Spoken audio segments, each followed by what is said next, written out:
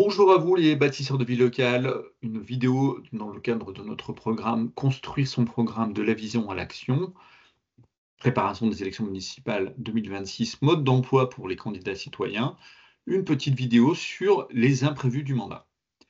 Alors, construire un programme ne suffit pas. Construire une équipe ne suffit pas. Il faut aussi pouvoir anticiper l'imprévisible.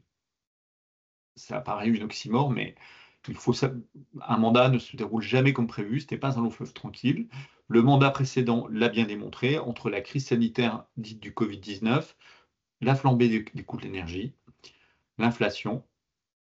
À côté de ça, on peut rajouter des événements naturels, inondations, glissements de terrain, des changements de majorité au sein d'une équipe municipale ou intercommunale. Chaque mandat connaît vraiment son lot d'impondérables.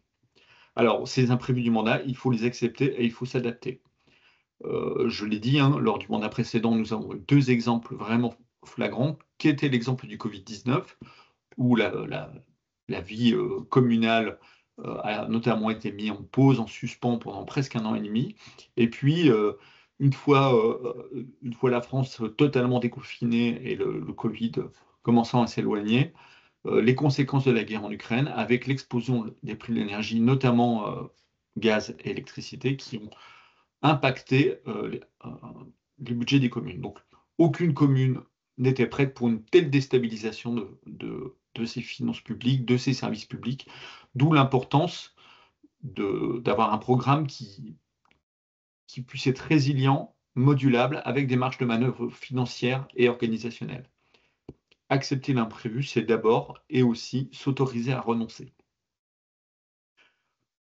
L'autre, l'autre problématique, c'est d'identifier les héritages. Les héritages nés des, gestions municipales précédentes.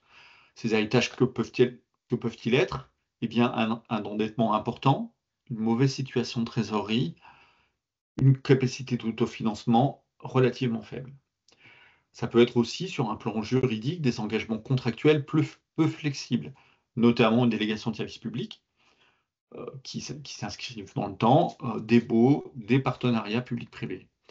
Et puis, des projets qui sont déjà lancés ou, en matière de ZAC, en matière de travaux structurants, qui qu'il faut bien achever et qui, seront autant de ressources financières et humaines qui ne pourront pas être mises, à contribution pour l'application du programme élaboré.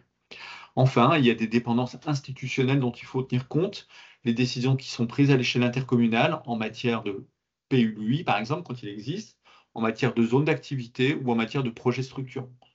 Les autres dépendances peuvent être les changements dans la répartition des compétences, dans les dotations de l'État, et puis aussi les événements politiques majeurs, euh, comme pu l'être, par exemple, la dissolution lors du mandat précédent. Alors, quelques conseils pour finir. Établissez une cartographie des risques financiers, juridiques, climatiques.